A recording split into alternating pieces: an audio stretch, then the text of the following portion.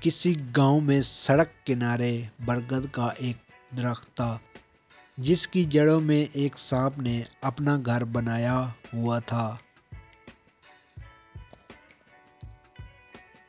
وہ سانپ بڑا زہریلا تھا اور اکثر وہ اس راستے سے گزرنے والے لوگوں کو کاٹ لیا کرتا تھا، جس کی وجہ سے کئی لوگوں کی موت بھی ہو چکی تھی۔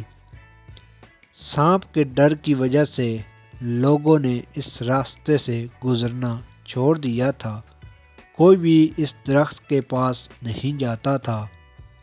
ایک دن ایک بزرگ کا وہاں سے گزر ہوا۔ اس نے سوچا کہ اس برگد کے گھنے درخت کی چھاؤں میں بیٹھ کر تھوڑا آرام کر لوں۔ گاؤں کے لوگوں نے انہیں وہاں جانے سے روکنے کی کوشش کی۔ انہوں نے بتایا کہ اس درخت کے نیچے ایک بڑا زہریلا سانپ رہتا ہے جس کے کاٹنے سے کئی لوگوں کی موت ہو چکی ہے، اس لیے آپ وہاں نہ جائیں، آپ کی جان کو خطرہ ہو سکتا ہے۔ اس اللہ کے نیک بندے نے کہا کہ فکر نہ کرو، میں اس سانپ سے جا کر بات کرتا ہوں۔ وہ بزرگ درخت کے نیچے پہنچے تو سانپ نکل کر سامنے آ گیا۔ بزرگ نے اس سے کہا کہ تم لوگوں کو کیوں کاٹتے ہو؟ انہیں کیوں تکلیف پہنچاتے ہو؟ سانپ نے جواب دیا کہ اگر میں انہیں کچھ نہ کہوں تو لوگ مجھے جان سے مار دیں گے، میں تو اپنی جان بچانے کے لیے ایسا کرتا ہوں۔ بزرگ نے کہا کہ اپنی جان بچانے کے لیے دوسروں کی جان لینا کیا اچھی بات ہے؟ ہمیں دوسروں سے پیار کرنا چاہیے، پیار کو پھیلانا چاہیے۔ کسی کو تکلیف دے کر بھلا خوشی مل سکتی ہے؟ اس لیے تم لوگوں کو ڈسنا چھوڑ دو۔ یہ کہہ کر وہاں سے چلے گئے۔ بزرگ آدمی کے الفاظ کا سانپ کے دل پر بڑا اثر ہوا اور اس نے عہد کر لیا کہ وہ آج کے بعد کسی کو نہیں ڈسے گا، کسی کو تکلیف نہیں پہنچائے گا، وہ امن اور سکون سے رہے گا۔ اس نے اب لوگوں کو ڈسنا بند کر دیا تھا۔ لیکن سانپ کی اچائی کا اثر الٹا ہوا۔ لوگوں نے جب دیکھا کہ سانپ اب کسی کو نہیں کاٹتا تو انہوں نے اس سے ڈرنا چھوڑ دیا۔ وہ جو کبھی اس سانپ کو دیکھتے ہی ڈر کر بھاگ جاتے تھے، اب اسے ایزی لینے لگے۔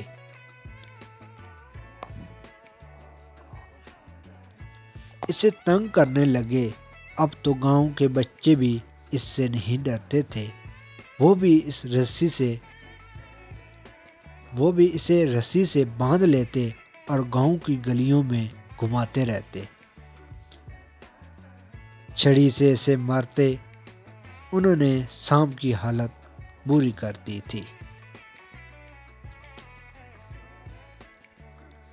اس کی کھال ادھڑ گئی تھی، اس کے جسم پر کئی جگہ زخموں کے نشان تھے۔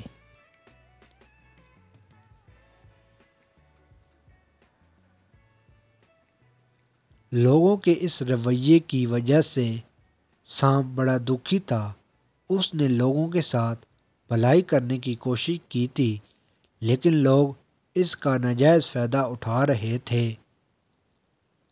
یہ اس کی زندگی کا مشکل ترین دور تھا۔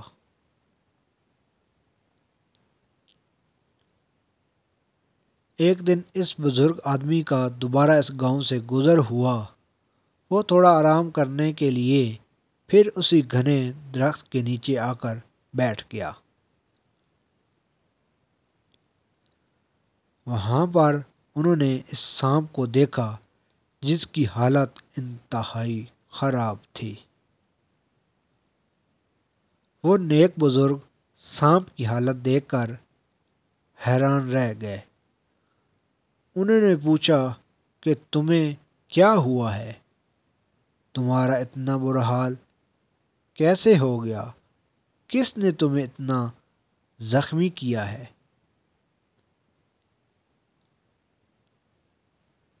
سانپ نے جواب دیا کہ آپ ہی میری اس ساری تکلیف کی وجہ ہیں۔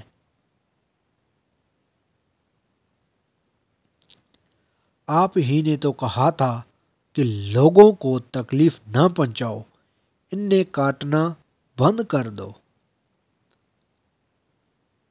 تو جس دن سے میں نے لوگوں کو کاٹنا بند کر دیا ہے، ان کے ساتھ امن سکون کے ساتھ رہنے کی کوشش کی ہے،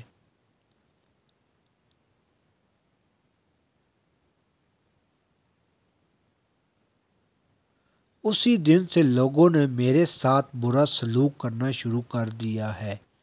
انہوں نے میری اچھائی کا ناجائز فائدہ اٹھایا ہے۔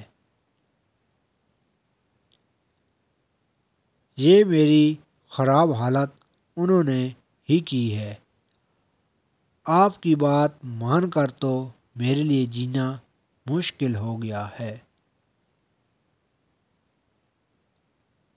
بزرگ آدمی نے افسوس سے سر ہلایا، شاید تم میری بات صحیح طرح سے سمجھ ہی نہیں پائے۔ میں نے تمہیں لوگوں کو ڈسنے سے منع ضرور کیا تھا، لیکن اپنا دفاع کرنے سے تو منع نہیں کیا تھا۔ اپنے دفاع کے لیے پکارنے سے تو نہیں روکا تھا۔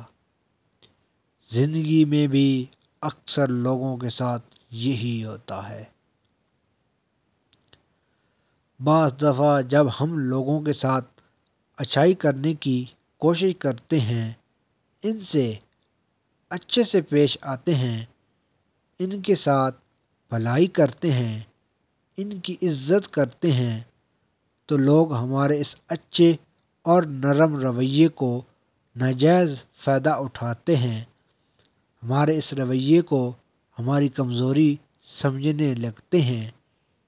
اسی وجہ سے اچھے لوگوں کو بعض دفعہ زندگی میں بڑے مشکل حالات کا سامنا کرنا پڑتا ہے، دکھ اٹھانا پڑتا ہے۔ کسی کے ساتھ اچھائی کرنے کا مطلب اپنے آپ کو تکلیف دینا نہیں ہے۔ کسی کو عزت دینے کا مطلب اپنی بے عزتی کروانا نہیں ہے۔ اگر آپ چاہتے ہیں کہ آپ کی لائف اچھی گزرے تو لوگوں کے ساتھ اچھائی ضرور کریں،